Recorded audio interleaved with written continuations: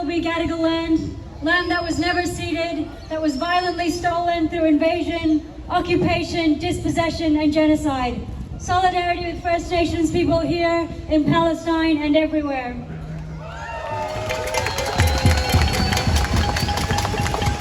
I want to start by repeating a call to action. A couple of hours ago, Israel illegally abducted the Handala, and on board are 2 Australians.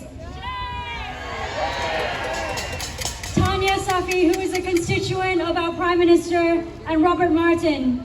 Please, when you go home, do all you can to ensure their safety. Call and email the Prime Minister, Penny Wong, and DFAT to demand their release. Solidarity with them and the rest of their crew. I'm so sorry that our governments have failed so comprehensively that ordinary people like you have had to do this. For almost 2 years, Israel has killed a classroom worth of children every single day.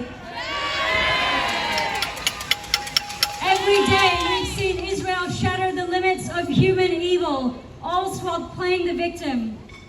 We've seen fathers pick up pieces of their children in plastic bags, people in refugee camps burned alive, children undergoing amputations without pain relief, mothers shot dead while begging for food, and now emaciated skeletal babies in the last moments of their lives as Israel deliberately starves almost 2 million people to death in full view of the world.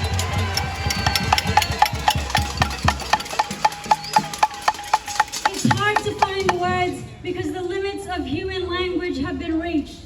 There are no words to describe what the people of Gaza have gone through at the hands of Israel.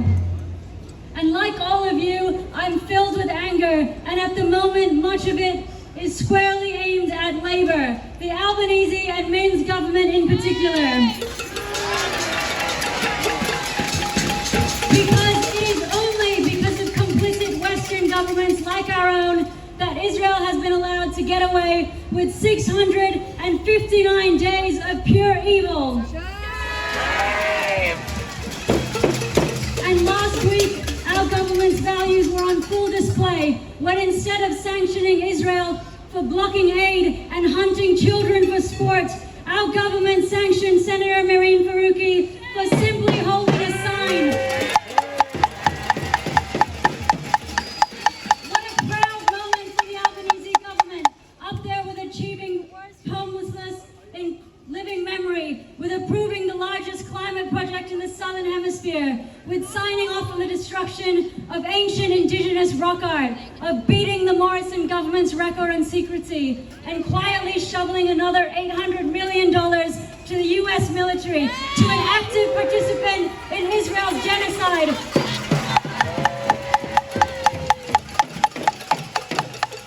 This is the Albanese government summed up. This is the modern-day Labour Party, more offended by a cardboard sign than an emaciated toddler's corpse. More concerned with preserving decorum than stopping genocide. Honestly, how sick in the head, how morally bankrupt, how absolutely soulless do you have to be more angry about a cardboard sign than a live-streamed infanticide?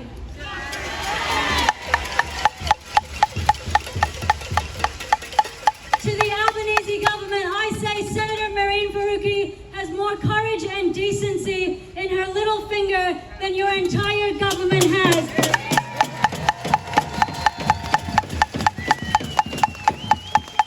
And all 94 of your members combined, all of you sitting in Parliament, silent, unbothered, and absolutely fucking useless in the face of the greatest crime of the century.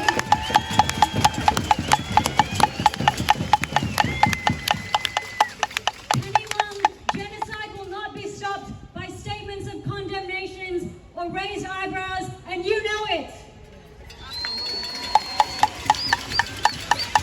These statements are too little, and they're an attempt to rewrite history, and they will comprehensively fail. As someone who, like Penny, came to this country from Malaysia, one of the only countries on the right side of history when it comes to this genocide, I want to put on the record how deeply ashamed myself and so many Malaysians are to have you, a sycophantic shill for Western Empire, as the face of this complicity.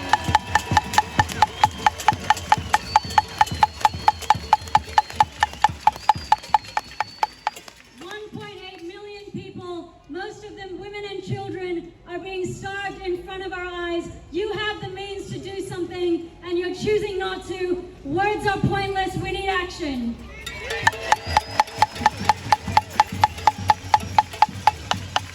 Every single diplomatic, military, and economic measure to stop Israel should be on the table. End the arms trade, sanction Israel, tear up the Albert contract, expel the Israeli ambassador.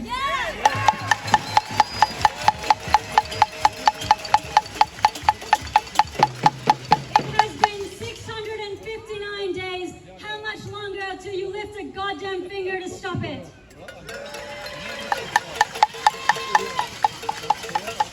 To the cowards and snakes in the Albanese government, you will be remembered for one thing and one thing only, and that is your indisputable complicity in the most horrific and openly committed crime we've ever seen. And to Albanese himself, to my local member, you will be remembered as the most treacherous of politicians, a man who grew up in public housing, who does nothing for those in public housing today, a man who used the Palestinian cause when it suited his persona, and who now leads a government that exports F-35 fighter jets directly to Israel. We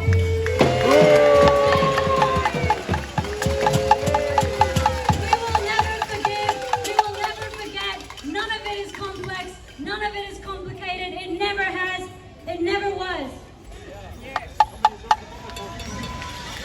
To anyone with a conscience, it actually could not be clearer.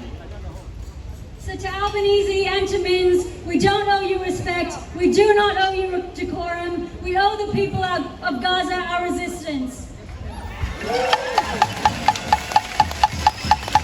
And no matter how many laws you pass, no matter how many of us you drag into courtrooms or hospital beds or surveillance databases, we won't stop.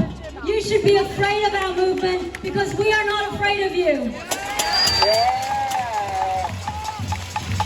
You can send your cowardly police thugs to beat us up and punch us in the face at protests, and we still will not be afraid of you.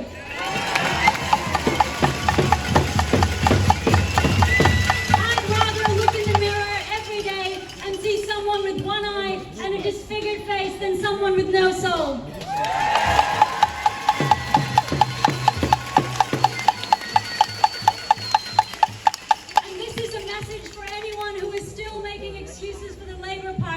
Know this, you're making excuses for genocide to protect the most powerful people at the expense of starving children. There is no changing the Labour Party from the inside. There is only replacing it. And if you need inspiration, look at what is happening in the UK. It wasn't long ago that Keir Starmer's spineless pro-Israel Labour won a landslide victory. And today, his party is hemorrhaging support, whilst Jeremy Corbyn and Zara Sultana's unapologetic pro-Palestine party has more than 300,000 members, as people seek an alternative to inequality, poverty, and support for genocide. Power to them, power to everyone challenging the establishment for genocide, the establishment for Palestine.